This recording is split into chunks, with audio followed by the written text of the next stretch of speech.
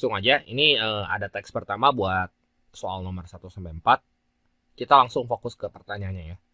Jika X US dollar ditukar ke CNY, CNY itu ya yen gitu ya, Chinese yen gitu ya, yen Tiongkok. Oleh pengusaha tersebut, uang CNY hasil penukaran berapa?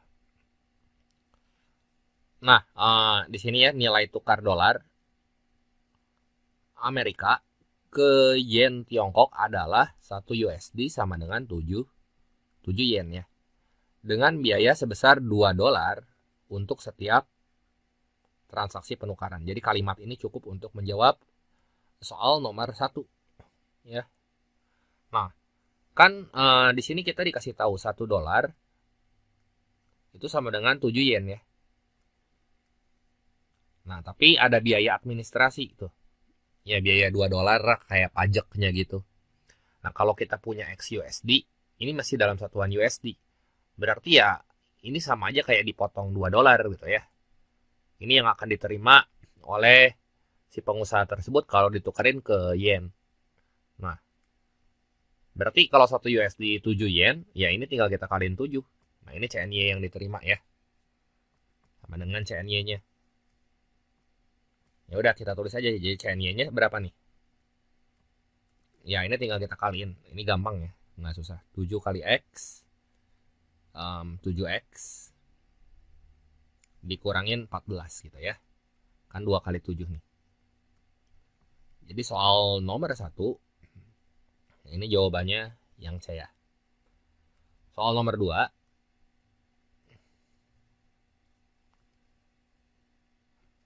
nah, jika XUSD ditukar ke CNY, nah kemudian ditukarin lagi ke IDR, uang rupiah yang dimiliki oleh pengusaha tersebut berapa? Nah, tadi kan udah ya, 1 CNY, itu sekarang kita konversi ke rupiah ya. 1 CNY itu 2.500 perak katanya. 1 CNY itu sama dengan 2.500 perak. Sebelumnya kita udah dapat kan, dia punya uang XUSD ditukar ke CNY menurut persamaan yang ini ya. Jadi ini untuk X CNY atau X yen ya. Ntar ini saya pindahin dulu. Nah, dia punya X yen, katanya mau dikonversi ke rupiah. Nah, tapi di sini ada biaya ya kayak pajaknya gitu ya sebesar 6 yen untuk setiap transaksi, setiap kali transaksi penukaran. Ya udah, ini pernyataan ini cukup buat ngejawab soal nomor 2. Nah, ini tadi pajaknya ya, pajaknya atau administrasi dia ADM-nya 6.000. 6.000 sorry, 6 yen ya. Nah, jadi kan XUSD itu sama aja kayak XUSD kan. Yang udah dikonversi ke CNY dapat 7x-14. Nah, sekarang si 7x-14 itu dikonversi lagi ke rupiah. Berarti nanti yang diterima sama si pengusaha itu ini dipotong lagi 6 yen ya. Ini kalau dikonversi ke IDR. Kenapa dipotong lagi ya? Iyalah masa ditambahin ya. Kan kalau misalnya nuker uang kan kudu bayar pajak. Jadi uang yang diterimanya pasti lebih kecil gitu ya. Kalau ditambah lagi kan rugi nanti si penukaran uangnya ya. Jadi ini kurangin 6. Baru nanti dikali 1 yennya. Itu kan 2.500 rupiah ya. Jadi langsung kita dapat dalam konversi atau mata uang Indonesia di sini ya. Jadi di sini 7x dikurangin 20. Kita kali 2.500, langsung aja IDR-nya 7 kali 2.500. Ini harusnya kali 5 titik lah ya. Itu 17.500x dikurang 20 kali 2.500 ya 50.000 gitu ya. Jadi jawaban yang tepat buat soal nomor 2 itu yang E ya. Soal yang nomor 3.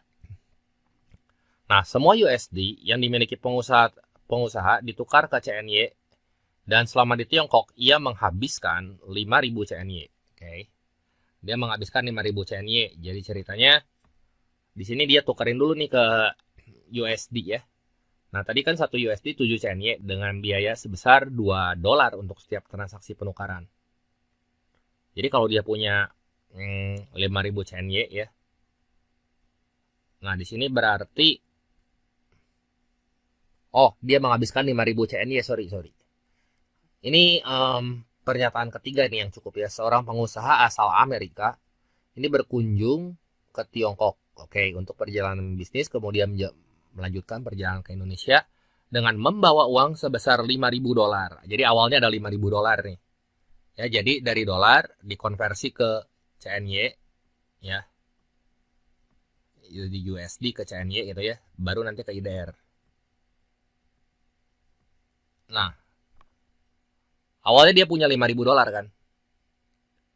Ini kalau dikonversi ke CNY. Berarti $5.000 yang dia dapat dalam yen.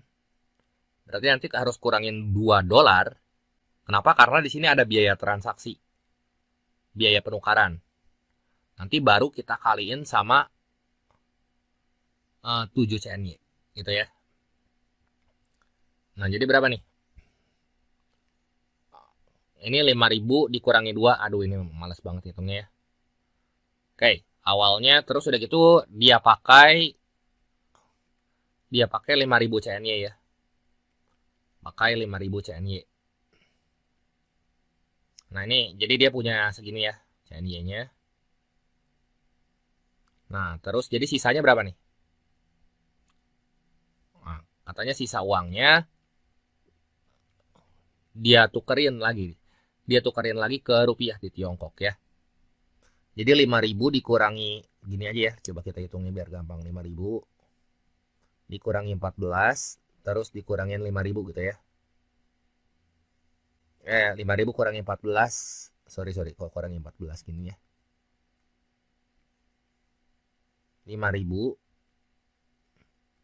kali 7 dikurangi 14 kurangi 5.000. Ini biar gampang, ini sisa ya. Kan jadi si 5.000-nya ini kita kaliin 7 masing-masing. Jadi biar nanti kita ngitungnya nggak terlalu ribet gitu ya, sekali jalan maksudnya. Nah, ini kan 5.000 kita kali sama 7 ya 5.000 kali 7. Terus 2 kali 7 ya 14 ya. Nah, jadi si 5.000-nya kita keluarin aja ya. 5.000 ini kan kalau nggak ditulis sebenarnya kali 1 ya. Jadi 7 kurang 1 teh 6 dikurangi 14. Nah, ini sisanya ya. Dalam CNY. Nah, katanya semua ditukarin ke Indonesia, ke rupiah. Kalau ditukarin ke Indonesia ya berarti nanti yang uang CNY ini kudu dikurangin lagi sama berapa nih? Biaya penukaran CNY ke rupiah. 6 CNY ya, berarti dikurangin 6 CNY lagi. Ini pas ditukar ya. Ini konversi ke IDR. Nah, berarti kan dia punya segitu tuh, 5.000 kali 6, 30.000 ya. 30.000 kurang 14. Ini dikurangin lagi 6 yen ya. Jadi di sini 5.000 dikali 6 dikurangin lagi dikurang 14, sorry, terus dikurangin lagi 6 ya. Nah, ini kita kudu kali sama 1 yen tuh kan 2.500 ya. Nah, jadi berapa nih? Ini tuh 30.000. Yang ini 20 ya. 30.000 kali 2.500 itu teh 75. 30.000 ya, 75, nolnya ada 46. 75 kojut. 75 juta. Dikurangin 50.000 gitu ya. Jadi berapa nih? Uang IDR-nya. 74 kojut 940.000 ya. Ada nggak jawabannya? Nah, yang D ya. Ini saya tandain dulu. Ntar ini kotak nih nggak mau lurus.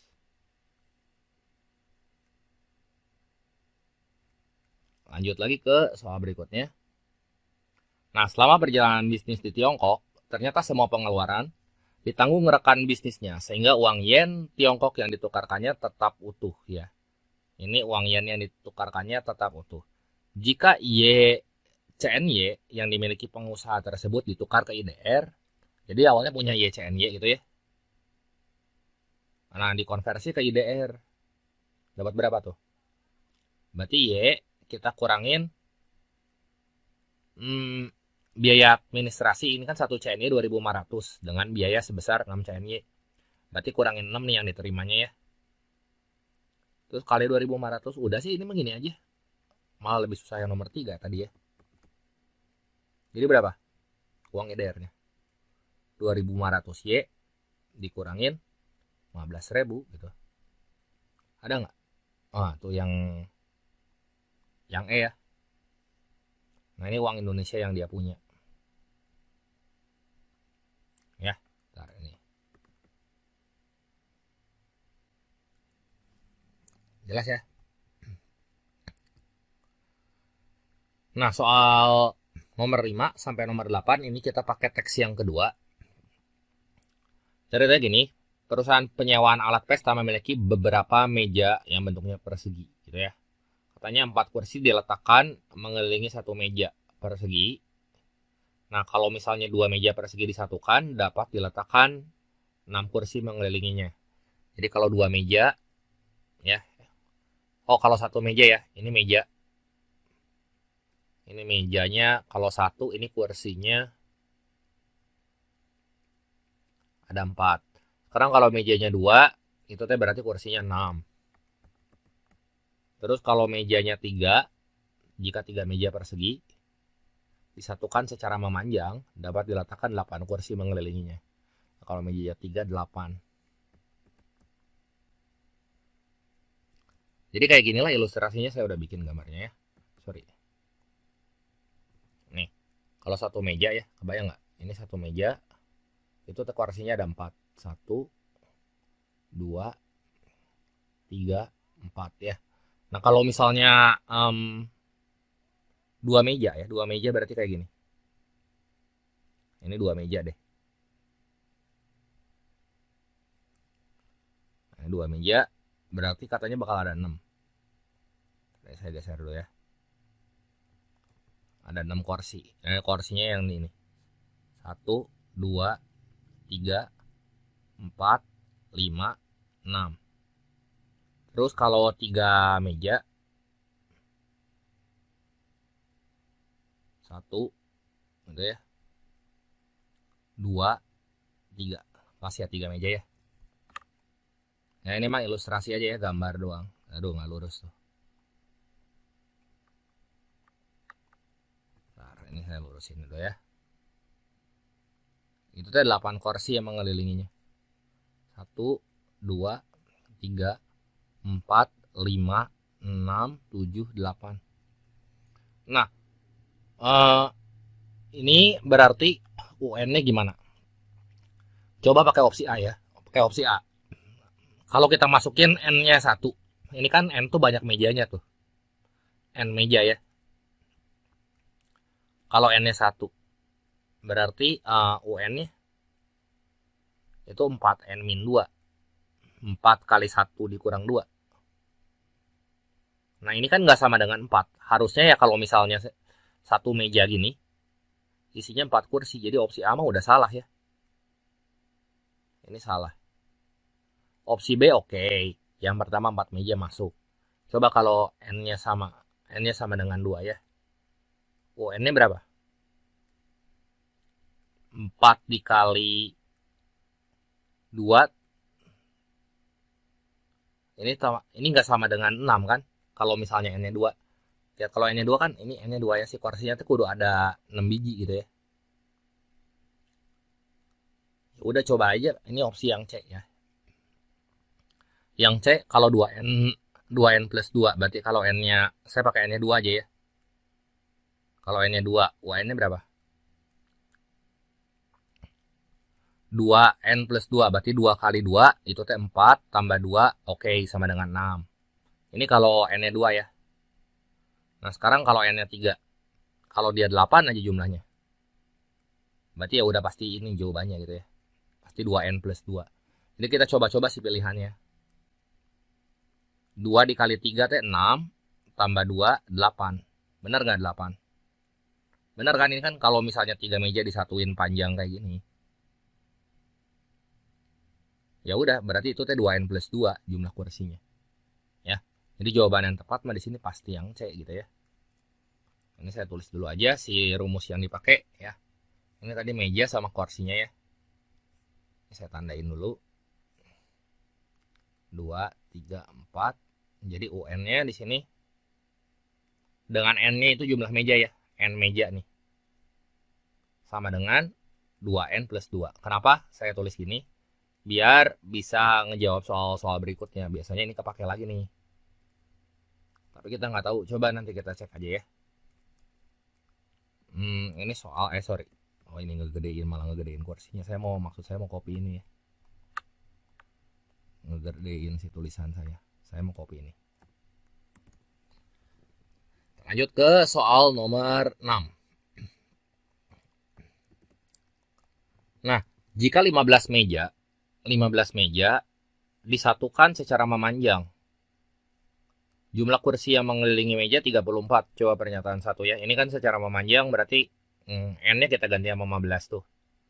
Jadi U15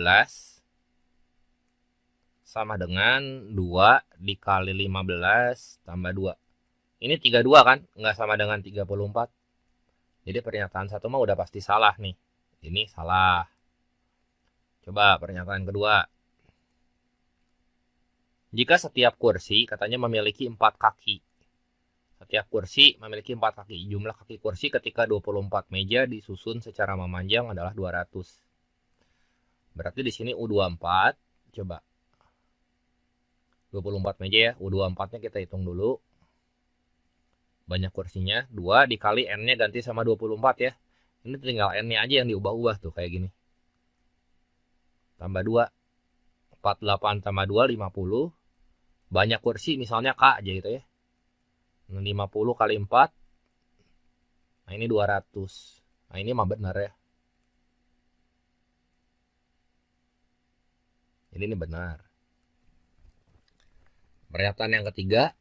Jika sejumlah meja tertentu disusun membentuk persegi yang lebih besar dan setiap kursi diletakkan pada sisi meja yang terbuka, jumlah kursi yang digunakan untuk mengelilingi meja membentuk barisan berupa 2 kali jumlah meja yang digunakan. Coba ya kita lihat. Ini misalnya saya punya 1 kursi. Ini 1 kursi gitu ya. 1 kursi, 1 meja maksudnya. Ini tuh ada 4. Berarti kelilingnya kan yang ini ya. Kursinya tuh kudu di sekelilingnya. Coba kalau ukurannya 2 kali 2 nih. 2 kali 2 kayak gini. Ini mah sebagai ilustrasi aja ya. Berarti di sini mejanya ada berapa? 1, 2, 3, 4, 5, 6, 7, 8. 8 meja. Sekarang kalau misalnya kursi mejanya ukuran 3 kali 3 gitu ya. Ini gede lagi. 1, 2, 3 ini. 1,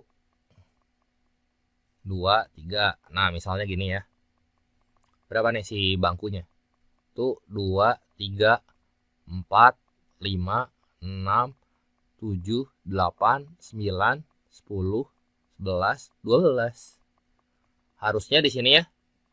Kalau misalnya membentuk persegi yang lebih besar, kayak gini sama aja banyak kursinya. Itu teh si UN saya bisa tulis itu harusnya 4 kali jumlah meja gitu ya, atau 4N. 4N gini aja. Jadi itu 2 kali jumlahnya bukan? Ya bukan ya, salah tuh pernyataan yang ketiga ya.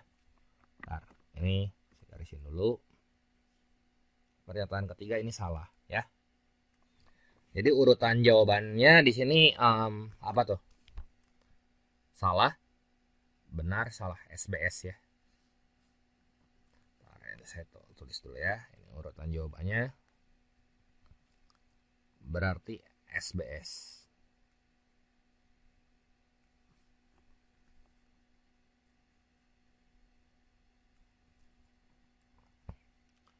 Soal yang ketujuh. Jika 16 meja disusun sehingga membentuk persegi yang lebih besar, 16 meja ya. Berarti kalau 16 meja itu ukurannya teh 4 kali 4 kan? Kayak gini ya, saya gambar ya, 4 kali 4.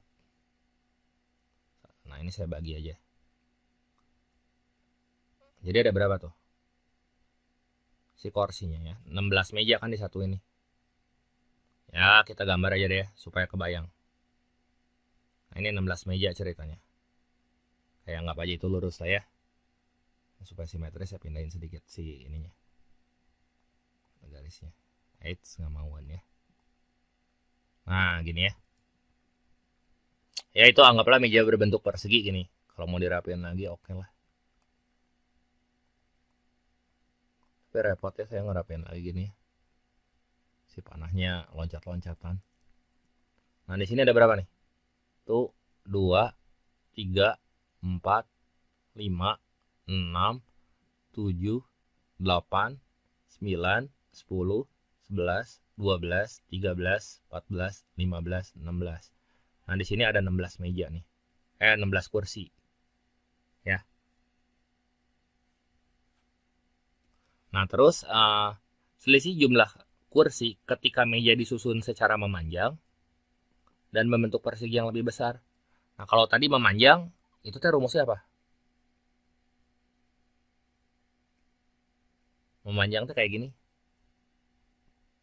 Tuh yang atas ini. Nah, itu teh rumusnya UN sama dengan 2N plus 2 kan. Nah, ini masukin aja. Dimana N-nya itu jumlah meja. Berarti di sini banyak kursinya berapa tuh? U16.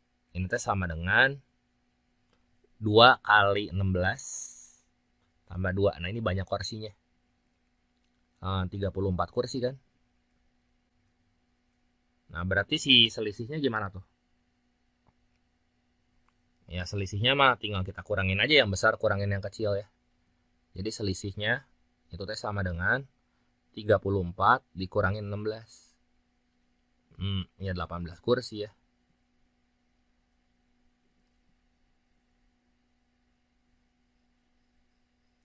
Jadi jawaban yang tepat di sini yang B. Soal yang ke-8. Nah, jika meja dengan jumlah ganjil ini disusun sehingga berbentuk L dan setiap kursi diletakkan di hadapan setiap sisi meja yang terbuka. Nah, maka jumlah kursi yang diperlukan untuk mengelilingi 17 meja berbentuk huruf L. Berarti kita gambar aja ya di sini ya. Coba ini deh. Ini saya udah siapin gambarnya ya. Kalau misalnya mejanya jumlahnya 3, berarti ada berapa kursi nih? 1, 2, 3, 4, 5, 6, 7, 8. Berarti ya, ini meja ya. Misalnya mejanya ada 3.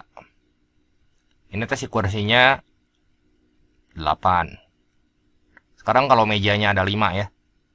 1, 2, 3, 4, 5, 6, 7, 8, 9, 10, 11, 12. Jadi kalau mejanya di situ ada 5, si kursinya 12. Kalau mejanya 7 berapa nih? 1, 2, 3, 4, 5, 6, 7, 8, 9, 10, 11, 12, 13, 14, 15, 16. Berarti kalau mejanya 7, 16. Ya ini mah sama kayak tadi. Ya enggak? 3 ke 8. Berarti kali 2 tambah 2 kan? Ini juga sama. 5 ke 12. 5 kali 2 tambah 2. Ini kali 2 tambah 2. Berarti UN-nya di sini ya. UN sama dengan 2N tambah 2. N itu si jumlah mejanya gitu.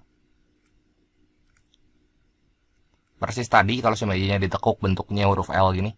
Berarti kalau U17 gimana? Itu teh 2 kali 17 ditambah 2 ya.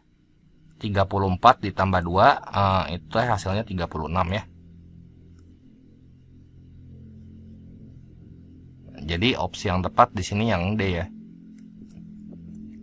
Lanjut ke soal berikutnya. Nah, di sini yang ditanya adalah jarak lampu L ke dinding. Sama saya udah dikasih highlight di situ ya. Nah, di sini titik A dan B terletak pada dua ujung satu tembok tetap gitu ya. Jarak titik A dan B itu 2 meter. Terus lampu L terletak pada garis G. Sehingga bayangan titik A dan B yaitu A aksen B aksen terletak pada dinding diketahui panjang T1 X-nya 4. Dan jarak titik A aksen ke garis G ini adalah 10 meter. Nah, dari gambar ini segmen garis yang ditanya berarti yang ini nih. Jarak lampu L ke dinding ya. Berarti nanti kalau kita gambar segitiga, kita harus gambar si segmen garis yang ditanyanya gitu ya. Nah, ini saya tandain dulu aja. Ini lampunya misalnya di sini ya. Saya kasih titik ini lampunya. Lampu L. Terus udah gitu jarak titik A dan B itu 2 meter. Ya, ini misalnya saya tarik dari sini ke sini ya. Ini ke sini, terus ini A sama B. Ini ke sini. Ini A sama B, misalnya yang ini 2 meter nih ya. Nah, ini panjang ini 2 meter. Terus T sama dengan 1. Berarti ini rada condong sedikit ya supaya itu 2 meter. Sebentar, ini rada ke sini sedikit. Nah, ini gini ya. Supaya itu bisa rada panjang. Ya, biar gambarnya lebih proporsional lah ya. Nah, ini 2. Terus udah gitu, ini kan titik A, ini titik B ya.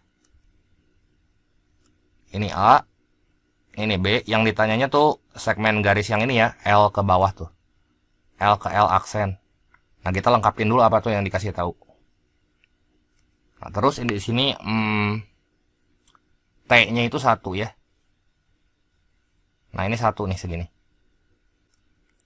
Udah gitu X-nya itu 4. Ini X nih segini ya.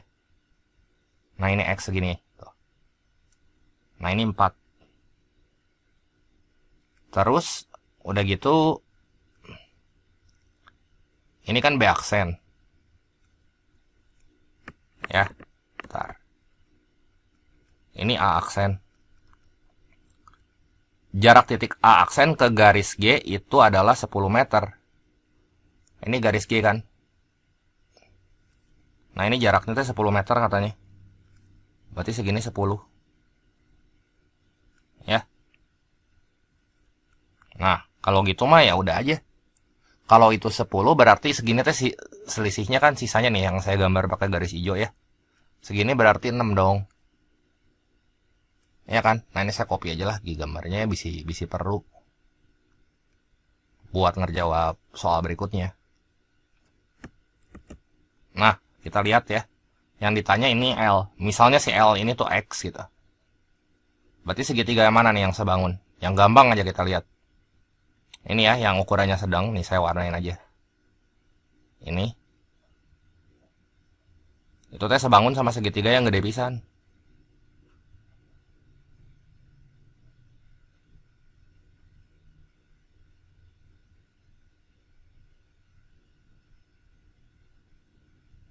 Gimana nih?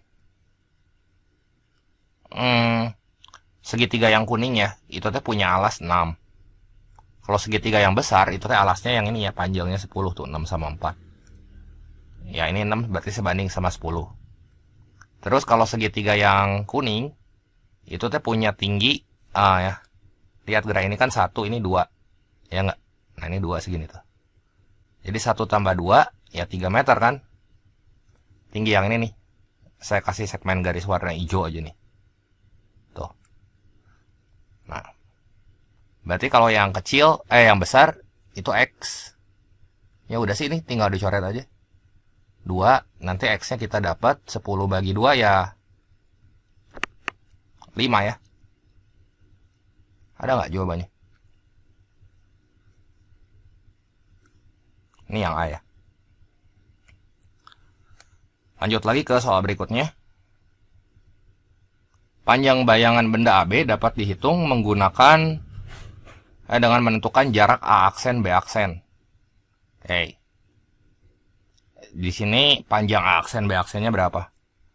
Ya, ini saya gambar lagi. Ini nggak ada yang berubah kan? Panjang A aksen, B aksen. Berarti segmen garis yang ditanya yang segini ya, ini saya hapus dulu aja nih. Kalau udahlah biarin ya. Ini saya kasih warna kuning di sini ya. Nah ini A aksen, B aksen tuh. Segitu panjangnya berapa? Gini aja tuh. Nah lihat gerak di sini kan ada segitiga yang kecil. Terus tadi tinggi lampunya mah tetap kan? Tinggi lampunya mah nggak berubah. Tinggi lampu ke bawah berapa nih? Si X-nya 5 ya. Nah, bandingin aja nih segitiga yang kecil sama segitiga yang besar. Tuh yang L aksen. Ya yang ini. Saya gambar sini ya.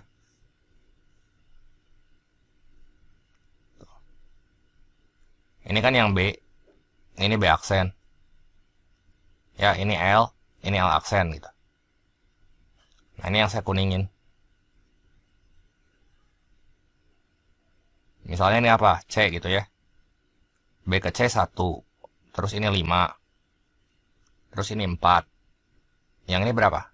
Panjang segmen garis yang ini nih. Yang hijau kecil ini nih, alasnya.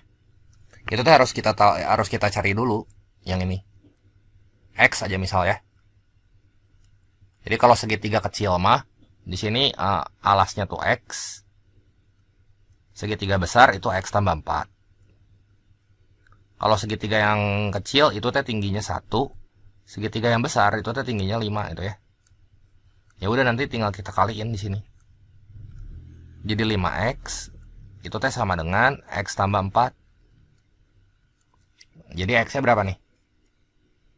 Ini 4X sama dengan 4. Si X-nya sama dengan 1 dong. Nah kalau X-nya di sini 1. Berarti 6 kurang 1. A aksen B aksennya. Kan segini 6 nih. Nah ini 6 nih. Nah dipotong 1. Potong 1 segini. Jadi 5 dong.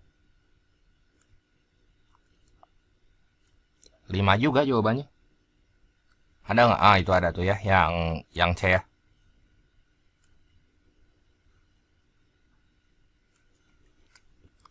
Oke, terus saya lanjutin lagi. Jika orientasi AB diputar 90 derajat, ini sorry ya. Malah ngebentuk panah gini. Diputar 90 derajat searah jarum jam sehingga sejajar lantai dengan posisi titik B tidak berubah. Berarti ini saya gambar ulang aja deh ya, nanti saya hapus-hapusin. Nah, posisi titik B-nya nggak berubah. Berarti AB ini katanya diputar 90 derajat kayak gini nih. Searah jarumnya mah jadi gini ya tuh. Tapi jadi mendekin sini bayangannya nih. Kan si A aksennya pindah nih ke sini. Ini si A aksennya, si A-nya.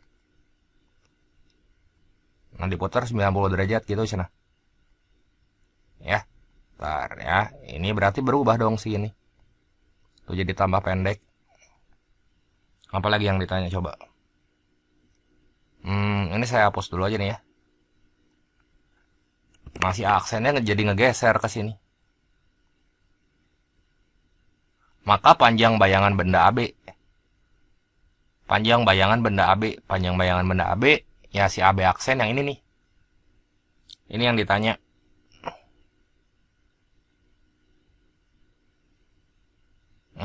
Gimana nih ya? Oh, iya. Lihat ini gerak ini segitiga ini kan yang kecil nih. Tadi tinggi lampu mah kita udah tahu ya. Tinggi lampu ke bawah mah 5 kan. Ini tetap. Gini aja. Kita lihat segitiga yang ini dulu yang pertama ya. Kita cari panjang segmen garis yang ini nih, yang saya kasih warna kuning nih, yang tadi. Ya. Nah, itu teh berarti ini L. Ini L aksen. Terus yang kecilnya ya di sini B ke C misal gitu. Nah, ini C-nya di sini. BC. B aksen gini kan. Kan sebangun tuh. Nah, L ke L aksen mah 5 kan. Nah, ini 5. Nah, ini 4 gitu ya. Ini 1. Nah, berarti yang ini X nih kita belum tahu nih berapa. ujung-ujungnya sih kita mau cari garis yang warna hijau, tapi kita perlu panjang yang ini nih, yang kuningnya. Ya. Soalnya nanti kita ngelihat kesebangunannya dari segitiga satu lagi. Jadi gimana nih? Segitiga kecil mah alasnya X. Kalau yang besar itu X plus 4. Terus kalau segitiga kecil itu T tingginya 1. Segitiga yang besar tingginya 5. Nanti kita kali silang nih. Jadi 5X sama dengan X tambah 4. Nah, berarti 4X sama dengan 4. Nah, si X-nya dapat dong 1 ya. X-nya 1. Nah, ini berarti 1 nih. Ini 1 ya, si X-nya saya ganti 1 weh. Berarti kalau ini 1, ini 1. Ini akar 2 dong. Nah, segini berapa? Ini 5 kan? Yang bawahnya juga 5 nih. 5 sama 5. Berarti kalau ini 1 akar 2. Ini teh berarti kan 5 sama 5, 5 akar 2. Nah, selisihnya aja di sini. Ini 4 akar 2 nih. Gitu ya. Nah, jadi panjang garis ini. Kita lihatnya segitiga yang ini nih. Saya kasih warna ya. Terus sama segitiga yang bawahnya itu kan sebangun. Ini saya warnain dulu ya.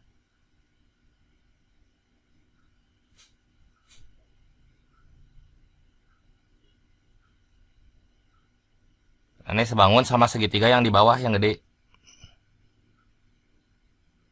Nah, berarti L ke B ini teh panjangnya.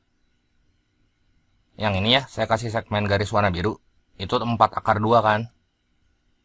Ini 4 akar 2. Nah, itu sebangun sama yang di bawah nih. Yang putihnya ya. Berarti kalau segitiga yang ini ya, yang L yang kecil teh yang warna pink gitu ya. Si garis miringnya teh kan segini 4 akar 2. Kalau segitiga yang besarnya yang satu lagi, yang ini 4 akar 2 tambah akar 2 aja, itu teh 5 akar 2 kan. Terus kalau segitiga yang pink itu teh alasnya 2. Nah, kalau yang putih yang besarnya ini kita nggak tahu nih X alasnya gitu ya. Udah bukan lagi 6 di sini alasnya ya. Karena kan tadi si bayangannya ngegeser kalau gitu ya. Begitu dia dirotasiin. Nah, si X ini nanti kita cari nih. Nah, ini per X. Sorry. Nah, ini coret bisa ya. Berarti 5 kali 2 itu 10 dibagi 4. Udah X nanti dapat 2,5. 2,5 meter ya.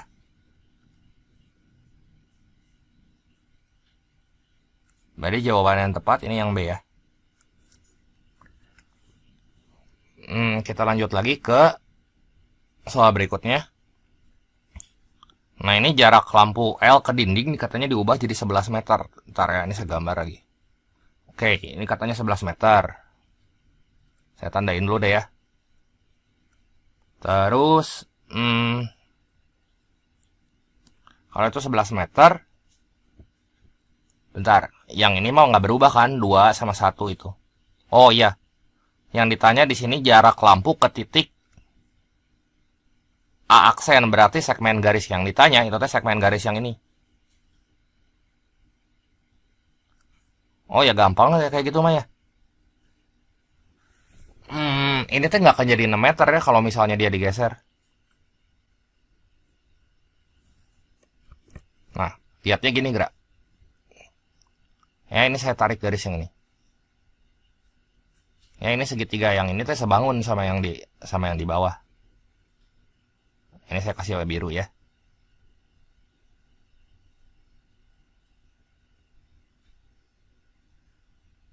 Ini saya kasih biru.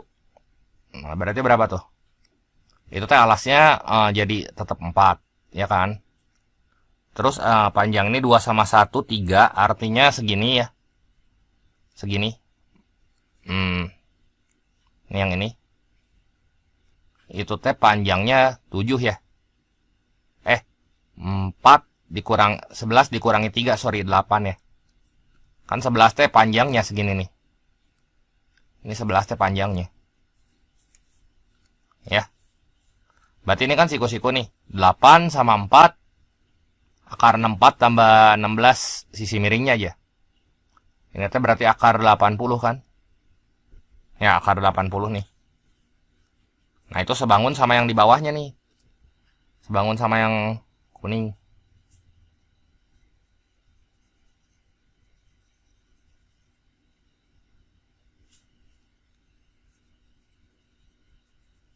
Ya, kalau segitiga biru mah di sini tingginya itu 8. Kalau segitiga yang kuning tingginya 3. Segitiga yang biru itu teh sisi miringnya berarti LKA ya. LKA yang ini akar 80 teh 4 akar 5. Nah, kalau yang kuning ya ini kita belum tahu nih. X aja misalnya. Jadi ini coret nih. 2 3 kali akar 5. Nah, ini X teh segini nih ya. Dari titik A. Nah, ini X. 3 akar 5 dibagi 2. 1,5 akar 5. Kalau kayak gini kok angkanya jelek banget ya. Nih berarti X-nya segini 1,5 akar 5. Oh iya, yang ini kan 4. Ini 4 akar 5 ya. Nah, berarti nanti tinggal jumlahin ini 4 akar 5. Ditambah 1,5 akar 5. Nah, itu kan jarak dari L ke A aksen ya. Berarti jarak lampu ke titik A aksen itu teh sama dengan 5,5 akar 5. Ada nggak jawabannya? Nah, iya, yang D ya. Nah, sekarang teks yang keempat buat soal nomor 13 sampai 16 ya. Nah, gambar di bawah ini adalah peta jalan pada satu daerah yang memuat tempat-tempat wisata A sampai F. Garis lurus penuh ini merupakan jalan raya. Terdapat rel kereta api yang menghubungkan tempat wisata D, C, serta E dan F berupa garis putus-putus. Nah, jarak tempat wisata E dan D ini 120 km ya. Ini E ke D 120 km. Nah, di sini ada 3 garis ya. 3 segmen garis. Berarti kita tulis dulu aja ya. Untuk 3 garis itu kan sama dengan 120 km ya. Berarti satu garisnya ya bagi 3 aja. Ini bagi 3. Berarti ini juga bagi 3 ya. Ini 40 km. Sarah itu berada di tempat wisata F dan ingin mengunjungi tempat wisata C dan D menggunakan mobil. Jika 1 liter bensin digunakan untuk menempuh 16 km, jumlah minimal bensin yang diperlukan Sarah hingga mencapai tempat wisata terakhir. Minimal tuh berarti kita harus cari rute terpendek. Nah, di sini ada 2 pilihan rute ya. Sebenarnya kita bisa ke sini nih. Bisa ke bawah, ke C dulu nih. Ini ke sini. Terus udah gitu kita nggak boleh lewat jalur kereta ya. Harus lewat jalur mobil. Jalur mobil tuh berarti garis lurus penuh. Nah, di sini kalau kita hitung ada berapa segmen? 1, 2, 3, 4, 5, 6, 7, 8, 9, 10 segmen. Ada lagi nggak alternatif yang lain, yang lebih pendek? Coba kita lihat alternatif yang ini. Ini ke sini, terus ke D, terus belok ke C ya. Nah, ini berapa segmen nih? 1, 2, 3, 4, 5, 6, 7, 8, 9 segmen ya. Berarti kita harus pakai yang 9 segmen garis. Nah, itu kan 1 liter bensin untuk menempuh 16 km. Berarti 1 liter itu sama dengan 16 km. Berarti kalau misalnya untuk menempuh satu garis berapa tuh? Itu 40 km kan? Berarti ini ya X ya. Tinggal kali silang, ini kali ini dibagi yang atas ya. Kalau nggak masing-masing kita bagi 8 deh ya. Ini dibagi 8 itu kan 5. Yang ini bagi 8 2. Berarti untuk menempuh 40 km tuh si X-nya nanti kita dapat 2,5 liter ya. Jadi satu garis itu menghabiskan bensin sebanyak 2,5 liter. Kalau 9 garis, berarti ini sama dengan 9 dikali 2,5. Ya, berapa nih? 25 kurang 2,5, 22,5 liter bensin. Ya, ini opsi yang tepat, yang B. Soal nomor 14. Berawal dari tempat wisata D, seorang turis ingin mengunjungi setiap tempat wisata lain dan kembali ke wisata D. Biaya tiket per orang untuk bus antar jemput wisata itu adalah 20.000 untuk setiap 10 km ya. Harga tiket kereta api dari F ke E maupun dari D ke C itu 150.000. Oke. Yang ditanya biaya total perjalanan busnya berapa tuh? Ya, ini. Berarti dari tempat wisata D balik lagi ke D. Ya, ini kita pakai alternatif yang ini coba ya. Dia nempuh berapa garis nih? Dia pakai yang pertama ya, dia harus pakai mobil dulu. Dari D ke E. Ini pakai mobil 3 segmen ya. Terus dia pakai kereta ke atas. Terus dia ke sini. Belok satu-satuan, mengunjungi si A, dari A baru kita ke B, gini. Jadi muterin gitu. Ini 1, 2, 3, 4, 5 gitu ya. Dari D balik lagi ke D. Ini ke sini naik 1. Naik 1 segmen, terus ke sini. Terus udah gitu dia balik lagi ke D. Nah, dia pakai mobil berapa segmen garis tuh? Kita hitung ya. 1, 2, 3, 4, 5, 6, 7, 8, 9, 10, 11, 12, 13, 14 garis. Ya, 14 garis. Berarti di sini 14 dikali 40 km. Kan 20.000 untuk setiap 10 km ya. Berarti kalau 10 km 20.000. Nah, ini 14 kali 40 itu ya jadi 560 km kan. Kalau 560 km berapa tuh? Ini kali silang aja nih. Ini coret bisa nih nolnya. Terus kali silang 56 kali 20. 112. 1.120.000 nih. Ditambah naik keretanya 2 kali. Naik kereta kan segmen yang miring ini nih. Ya. Yang miring ini pakai kereta. Yang dari E ke F. Terus dari C ke D ya. Wait. Ini 2 kali naik kereta, maaf. Jadi biaya totalnya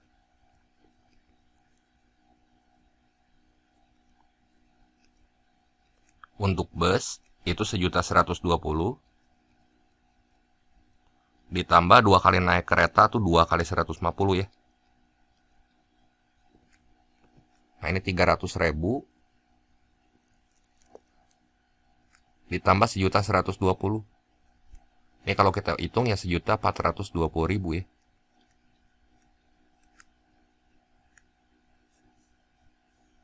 Jadi opsi yang tepat di sini yang C. Soal yang ke-15, panjang rel kereta yang menghubungkan tempat wisata E dengan F. Nah, ini biar gampang kita lihat aja. E sama F ini kan bentuknya segitiga siku-siku ya. Normal aja dulu. Yang ini 2 garis. Ini 1 garis. Ini 1, ini 2. Pakai Pitagoras berapa tuh? EF sama dengan akar 2 kuadrat tambah 1 kuadrat ya. Yang ini 4, ini 1. Jadi EF-nya akar 5. Nah, cuman kan tadi 1 garis itu 40 km. Kaliin aja. Akar 5 garis ya berarti jarak total atau jarak sebenarnya di sini tinggal kaliin faktor akar 5 itu tuh. 40 akar 5 km. Jadi jawaban yang tepat yang D.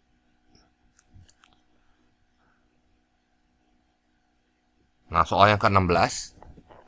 Nah, ini ceritanya gini, Randy berada di tempat wisata D dan berangkat ke tempat wisata A dengan terlebih dahulu. Menghabiskan waktu 2,5 jam di tempat wisata E. Ya. Jadi dari D ke A. Nah, ini kayak gini ya, ini 3 garis. Terus ini ke bawah. Jadi berapa segmen garis nih? 1, 2, 3, 4, 5, 6. Oke. Jika Randy berangkat dari tempat wisata D pada pukul 7 dan tiba di A pada pukul 13.30. Ya, berarti di sini kita hitung waktu dari D ke A berapa? Waktu dari D ke A itu jam 7 sampai setengah 2. Itu 6,5 jam. Terus teh istirahat. Waktu istirahatnya itu 2,5 jam ya. Jadi waktu perjalanannya di sini tinggal kita kurangin aja ya. Ini T total. Waktu perjalanannya 4 jam. Dan menempuh 6 segmen garis. 6 segmen garis berarti 6 kali 40. Pakai aja hubungan jarak kecepatan waktu di sini. Laju kan sama dengan jarak dibagi kecepatan. Berarti di situ 6 segmen garis, satu segmennya 40 kali 40 aja. Nanti kita bagi 4. Nah, ini bisa coret ya. Ini 10. Jadi CV-nya 6 kali 10. 60 km per jam ya.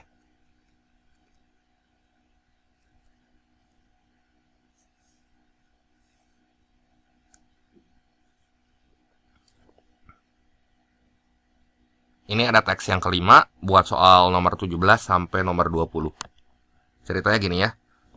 Lantai suatu gedung penyimpanan berbentuk persegi panjang dengan ukuran 6,5 kali 6. Berarti ini kalau kita gambar kurang lebih gini deh ya. Ini ukurannya 6,5 meter ya, kita ubah ke senti 650 cm. Yang ini 6 meter 600 cm. Akan dipasangi ubin berbentuk persegi gitu ya. Karena ukurannya 60 cm kali 60 cm di sini. Jadi kita punya ubin umpamanya kayak gini, ubinnya teh persegi bentuknya kotak. 60 kali 60. Satu lusin ubin harganya 540.000 dan tidak dapat dibeli satuan. Terus rata-rata waktu yang dibutuhkan untuk menutupi 3 meter persegi lantai dengan ubin 10 menit. Yang ditanya luas minimal daerah lantai yang tidak terpasang ubin utuh. Coba ya, ini berarti pakai berapa biji ubin ini? Banyak ubin utuhnya ya, kita nggak tahu ini berapa nih. Berarti banyak ubin yang dipakai di sini. Tinggal luas lantai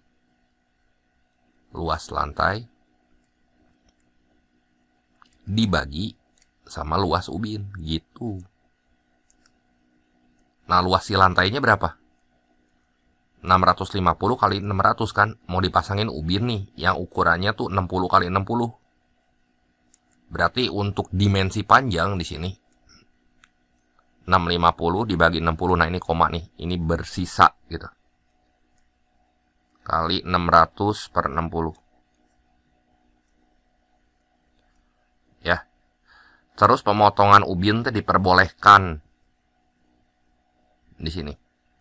Ini 600 bagi 60. Yang ini teh 10. Yang ini berapa tuh? 65 bagi 6 aja. 10,50 bagi 6 83 ya. Berarti banyak ubin utuhnya. N ubin utuh, N yang utuh. Kita buletinnya ke bawah. Jadi 10 kali 10 ini tuh sama dengan 600 ubin utuh. Berarti luas minimal lantai yang tertutup oleh ubin utuh itu berarti yang pakai ubin utuh mah segini misalin ya. Segininya lagi ubinnya yang enggak utuh gitu, yang kudu dipotong nih yang di warna kuning ini. Berarti luas total dikurangin luas yang ubin utuh. Ini ubin utuhnya teh yang ini. Ya. Nah, saya warnain.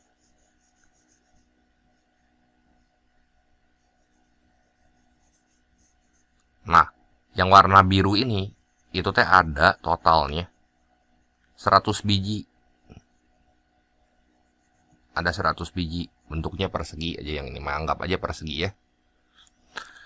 Berarti luas daerah yang tidak terpasang ubin utuh, ini saya tulis di sini L total. Luas lantainya aja tuh berapa? Itu dalam meter ya. 6,5 dikali 6. Ini luas lantai dikurang luas ubin utuh teh ada 100 kan? 100 dikali luas ubin utuh teh 0,6 kali 0,6 gitu.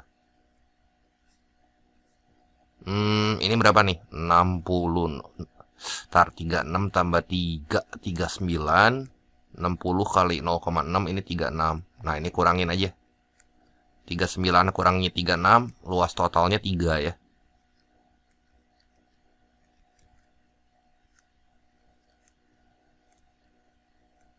Tiga meter persegi.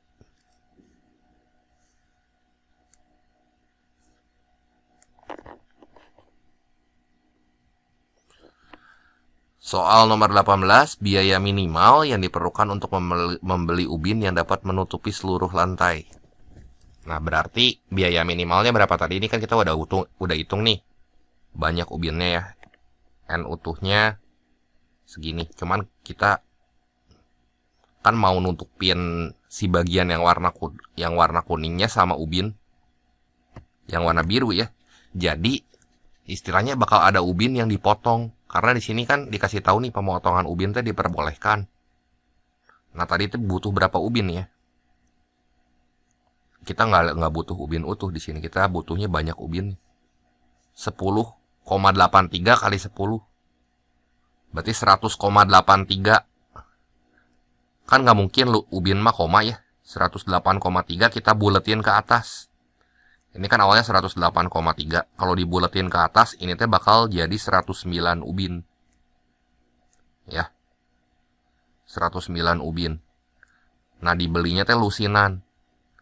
Berarti banyak lusin, dikonversi lagi ke lusin. Ini teh 109 dibagi 12. Ini berapa nih? 109 bagi 12 ini teh 9, sekian. Cuman kan nggak bisa dibeli satuan tuh. Dikasih tahu informasinya tidak dapat dibeli satuan. Berarti si bagian yang koma ini ya, bagian yang koma ini teh kudu dibuletin juga ke atas. Jadi ini nanti bakal jadi 10 lusin gitu. Satu lusin itu harganya 540.000. Kalau 10 lusin berarti 10 kali 540k. Berarti 5,4 juta ya. 5,4 kojut nih. Jawaban yang tepat yang C. Terus total waktu yang diperlukan untuk memasang ubin pada seluruh bagian lantai. Berarti waktu yang dibutuhkan. Ini kan diketahui bahwa rata-rata waktu untuk menutupi 3 meter persegi lantai dengan ubin adalah 10 menit. Berarti V-nya itu sama dengan 3 meter persegi per 10 gitu ya. Ini meter persegi, ini menit ke bagian bawahnya. Ini mah sama kayak jarak, sama dengan kecepatan kali waktu. Cuman jaraknya kita ganti sama luas gitu. Karena dikasih tahu si V-nya teh dalam luas. Ya. Jadi luas si ubinnya teh kan 6,5 kali 6. Si kecepatannya 3 per 10. Cari aja nih waktunya berapa. Kali T ya. Ini bagi 3 1, bagi 3 2. Jadi T-nya di sini 6,5 kali 10, 65 kali 2. Oke, 65 kali 2, 130 menit ya.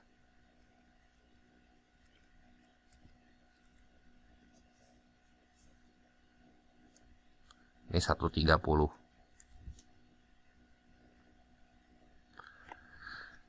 Soal nomor 20, jika ukuran ubin diganti, manakah ukuran berikut yang dapat menutupi lantai tanpa melakukan pemotongan ubin?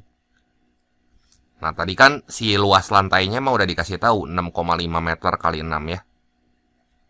Berarti di sini, ini saya copy lagi aja si gambar yang ini. Wait. Berarti banyak ubin tinggal N lantai bagi N ubin. Ini saya hapus ya. Nah, ini gini. Kudu bilangan bulat aja intinya mah. Coba yang pertama. Kalau ukuran ubinnya 30 kali 30. Berarti N-nya tinggal 650 kali 600. Nah, dimensi panjangnya kita bagi dengan 30. Lebarnya dengan 30. Bagian yang ini mah koma kan. Nah, yang ini baru bulat nih. Yang ini kan 20. Nggak boleh koma, hasilnya harus bilangan bulat. Kan habis dibagi ya, yang tanpa melakukan pemotongan mah. Jadi yang ini masalah, nggak bisa. Yang kedua, ini N-nya sama dengan 650 kali 600 dibagi 40 kali 40. Nah, ini juga koma kan? Sementara ini mah bisa gitu ya. Nggak boleh ada yang koma aja. Kalau gini mah ada yang dipotong pasti. Satu lagi. Kalau ukurannya 50 kali 50. Nah, ini mah nggak koma. Ya. Kenapa 650 bagi 50 itu kan bisa. Yang ini mah 13. Yang ini 12 ya. Jadi ini salah. Ini salah. Nah, yang ini benar nih. Jadi jawabannya benar cuman yang ketiga aja ya.